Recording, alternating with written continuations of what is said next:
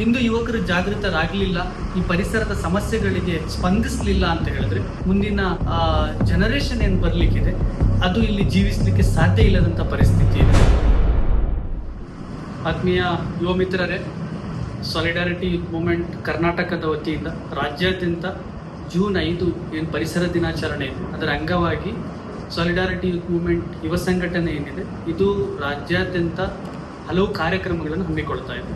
ತಾವೆಲ್ಲರೂ ತಿಳಿದಿರುವ ಹಾಗೆ ಈ ಹವಾಮಾನ ಬದಲಾವಣೆ ಏನಿದೆ ಮತ್ತು ಈ ಜಾಗತಿಕ ತಾಪಮಾನ ಏನೀಗ ಹೆಚ್ಚಾಗ್ತಾ ಇದೆ, ಇದು ಏನು ಅನ್ನಿಸ್ತಾ ಇದೆ ಅಂತ ಹೇಳಿದರೆ ಮನುಷ್ಯನ ಕರ್ಮಫಲ, ಇದು ಮನುಷ್ಯ ಮಾಡಿರುವಂತಹ ಕರ್ಮಫಲವಾಗಿದೆ ಇದು.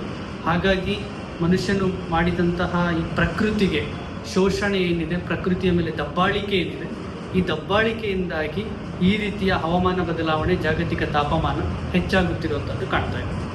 ಈ ವಿಶ್ವವನ್ನು ನೋಡುವಾಗ ಈ ವಿಶ್ವದಲ್ಲಿ ಅಸಂಖ್ಯ ಜೀವಿಗಳಿದೆ, ಅದರಲ್ಲಿಯೂ ಈ ಮನುಷ್ಯ ಒಂದು ಬುದ್ಧಿವಂತ ಜೀವಿ.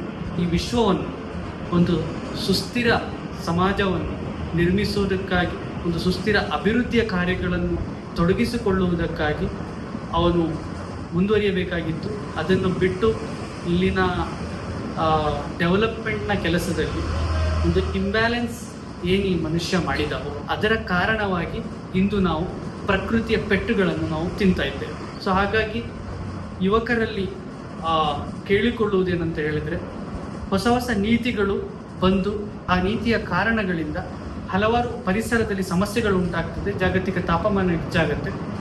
ಸೊ ಹಾಗಾಗಿ ಯುವಕರು ಜಾಗೃತರಾಗಬೇಕು.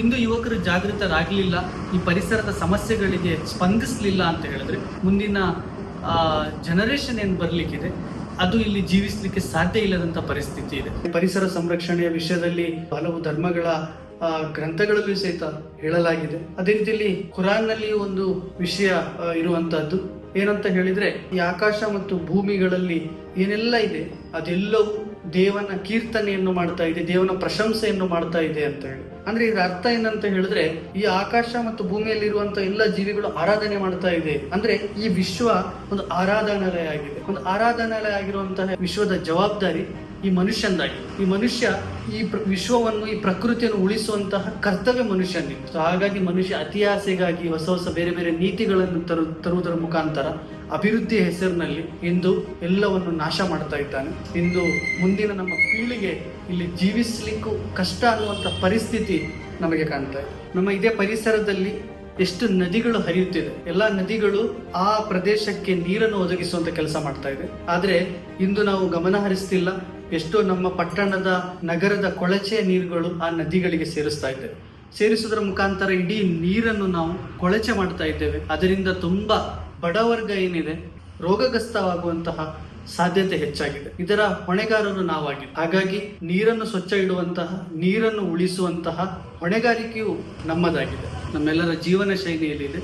ಅದು ಒಂದು ವಿಲಾಸಿ ಜೀವನ ಶೈಲಿಯಿಂದ, ಒಂದು ಅತಿಯಾಸೆಯ ಜೀವನ ಶೈಲಿಯಿಂದ ನಾವು ಈ ಪ್ರಕೃತಿಯನ್ನು ಸಂರಕ್ಷಿಸಲು ಸಾಧ್ಯವಿಲ್ಲ. ನಮ್ಮಲ್ಲಿ ಸರಳತೆ ಬರಬೇಕಾಗಿದೆ. ಸರಳ ಜೀವನದಿಂದ ಏನು ಸಾಧ್ಯ ಇದೆ ಅಂತ ಹೇಳಿದ್ರೆ, ದೈಹಿಕವಾಗಿಯೂ ಮಾನಸಿಕವಾಗಿಯೂ ಆರೋಗ್ಯವಂತ ಆಗಿರಲು ತುಂಬ ಸಾಧ್ಯತೆ ಇದೆ. ಯಾಕಂದ್ರೆ ಅಧ್ಯಯನಗಳು ನೋಡುವಾಗ ಅದೇ ಹೇಳುವಂಥದ್ದು. ಹಾಗಾಗಿ ಯುವಕರು ಜಾಗೃತರಾಗಬೇಕು.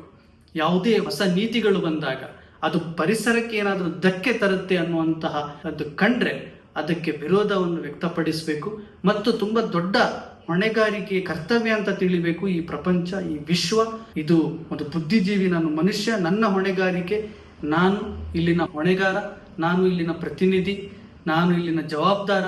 ಈ ಪರಿಸರಕ್ಕೆ ಏನೇ ಧಕ್ಕೆ ಬಂದರೂ ಅದಕ್ಕೆ ನಾನು ಉತ್ತರಿಸಬೇಕು ಅನ್ನುವಂತಹ ಕಳಕಳಿ ಇರಬೇಕು. ಯಾಕಂತ ಹೇಳಿದ್ರೆ ಮುಂದಿನ ಪೀಳಿಗೆ ಎಂತಹ ವಿಶ್ವವನ್ನು, ಎಂತಹ ಪ್ರದೇಶವನ್ನು ನೀವು ಬಿಟ್ಟು ಹೋಗ್ತಿದ್ದೀರಾ ಅನ್ನುವಂಥ ಪ್ರಶ್ನೆ ಮುಂದೆ ಕೇಳುವಂತಹ ಪೀಳಿಗೆ ನಮ್ಮ ಮುಂದಿದೆ.